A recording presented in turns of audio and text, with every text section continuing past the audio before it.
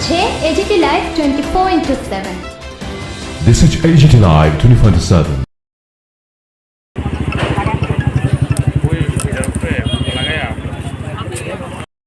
যে প্রতিবাদের এটা ডাক দিল সারা দেশব্যাপী, আপনারা কি তার মধ্যে আছেন? প্রতিবাদের এটার মধ্যে বলা হয়েছে যে যেটা ইমার্জেন্সি পরিষেবা এটা চালু থাকবে, যেহেতু এটা ডক্টর রিলেটেড ব্যাপার। আইএমএ একটা সারা ভারতবর্ষের সর্বভারতীয় সংস্থা, আমরাও আইএমএর সাথে সমর্থন করছি যাতে আমাদের দাবিটা তাড়াতাড়ি পূরণ হয়। এতে রোগীর পরিষেবা নিয়ে কোনো এটা তো আমরা ইমার্জেন্সি পরিষেবা লাগু রাখছি, বা ইমার্জেন্সি কোনো অপারেশন যাদের দরকার ওগুলো ইমার্জেন্সি যা আছে সব চালু আছে। এমনি যারা যেটা নর্মাল যেটা ওপিডি ওটা বন্ধ থাকবে।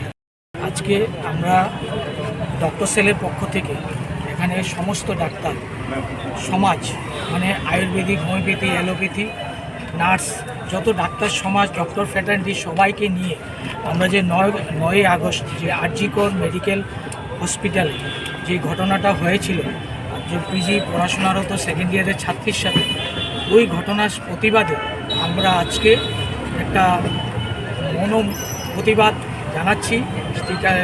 ওই প্রতিবাদ মূল উদ্দেশ্য হলো আমাদের যত ডাক্তার সমাজ আছে, দেখা যাচ্ছে যে ডাক্তাররা তার কর্মস্থলে পর্যন্ত নিরাপত্তা নেই, এবং সেই নিরাপত্তার খাতিরে এবং যারাই এখানে দূষিত, এই যে কর্মস্থলে কোনো ঘটনা হয় না, মানে শুধু একজন দ্বারাই কাজ হয়নি, সবাই অনেকে একটা চক্র বা যেটা পরিকল্পিতভাবে হয়েছে, তাদের উপযুক্ত শাস্তি হোক এবং দৃষ্টান্তমূলক শাস্তি হোক, যাতে আগামী দিনে কেউ এই ধরনের কাজ করতে চিন্তা করে। কারণ আমরা ডাক্তার সমাজ যারা আছি, আমরা হয়তোবা ভিতরে খবর এটা যে আমরা এক একজন ডাক্তারবাবুরা যারা হসপিটালে মিনিমাম 36 ঘন্টা কন্টিনিউ ডিউটি করতে হয়, কারণ মানুষকে পরিষেবা দিতে হয়। যেই পরিমাণ লোক থাকে পেশেন্ট, ওই হিসাবে ডাক্তারের পরিসংখ্যা কম হওয়াতে আমরা রেস্ট করার সময় পাই না। অনেক সময় যেখানেই মানে স্থান পাওয়া যায় ওইখানেই আমরা রেস্ট করতে হয় আধা ঘন্টা 1 ঘন্টা, তারপরে আবার আমাদের পরিষেবার কাজে নিযুক্ত হয়ে যায়। ওই ক্ষেত্রে ডাক্তাররা যদি তার কর্মস্থলে ওই যে স্টুডেন্ট ছিল, পিজি স্টুডেন্ট, ও বিশ্রাম অবস্থায় রাত্রিতে যদি কেউ এই ধরনের ঘটনা করে, তাহলে এটা খুবই চিন্তাজনক। তো আজকে যে আমাদের এই র্যালির মাধ্যমে আমাদের এটাই সবার কাছে আবেদন, সরকারের কাছে, যে যেই ঘটনা করেছে যাতে সবাই এর জন্য অতি তাড়াতাড়ি ফাস্ট ট্র্যাক কোর্টে এটা বিচার হয়ে দৃষ্টান্তমূলক শাস্তি হোক।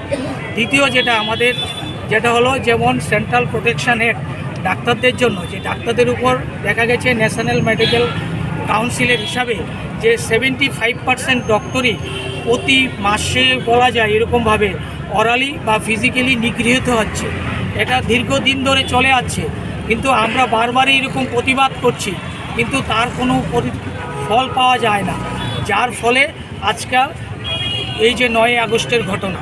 তো এখন আমরা সবাই সরকারের কাছে এবং সবার কাছে আবেদন রাখছি যে আমাদের ডক্টর সমাজ ততদিন আন্দোলন চালিয়ে যাবে যতদিন পর্যন্ত সেন্ট্রাল প্রোটেকশন অ্যাক্ট যতক্ষণ লাগু না হয়, ততদিন পর্যন্ত এই চলবে।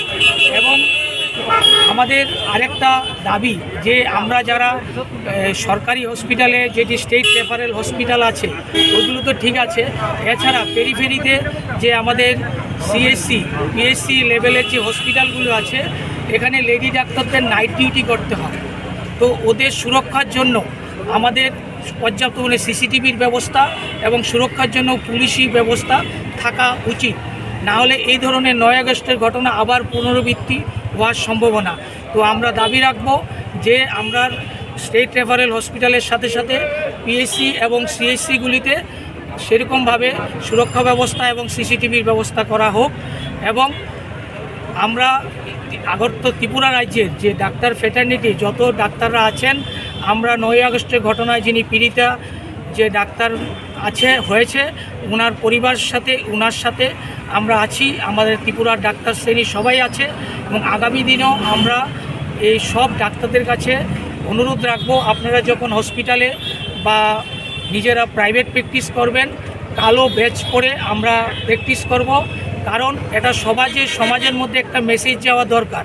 কারণ হসপিটালে যারা যায় ওরা ভাবে ডাক্তাররা তো খুব এমনিতেই আরামে আছে, ওদের প্রফেশন খুব ভালো, কিন্তু এটা সত্যিকারের কথা না। ডাক্তারদের খুব কষ্ট করতে হয়, 36 ঘন্টা ডিউটি করতে হয়, ওদের খাওয়ার টাইম থাকে না, ঘুমানোর টাইম থাকে না। ওই ক্ষেত্রে সবাই যাওয়া উচিত, ডাক্তারদের প্রতি সবাই সহমর্মিতা থাকা উচিত। তাহলেই আমরা ডাক্তাররা সমাজের প্রতিটা শ্রেণীর মানুষকে সাহায্য করতে পারবো এবং সেবা দিতে পারবো। তো আজকে আমরা একটা প্রতীকী মানে স্পট একটা দেখা করছি, যাতে একটা সমাজে বার্তা দেওয়া যে ত্রিপুরার ডাক্তাররা আছে, যে মৌমিতা যিনি সাথে এই ঘটনা হয়েছে ওনার পরিবারের সাথে ওনার সাথে আছি, সাথে সাথে সরকারের কাছে একটা আবেদন রাখছি যে ওনার কেসটা যাতে ফাস্ট ট্র্যাক কোর্টে গিয়ে যত তাড়াতাড়ি সম্ভব সবাইকে, শুধু একজনে তো আর এই ঘটনা করেনি, যারাই এর সাথে জড়িত সবাইকে দৃষ্টান্তমূলক শাস্তি হোক। এছাড়া আমাদের রাজ্যের স্টেট রেফারেল এবং পিএসসি সিএসসি সবগুলিতে যাতে খোঁজ রাখা হয়। এছাড়া আমরা আগামী দিনেও যতক্ষণ পর্যন্ত এই ধরনের আমাদের দাবি পূরণ না হচ্ছে ততক্ষণ পর্যন্ত আমরা প্রতিদিন কোনো না কোনোভাবে এই ধরনের প্রতিবাদ জানাতে থাকি।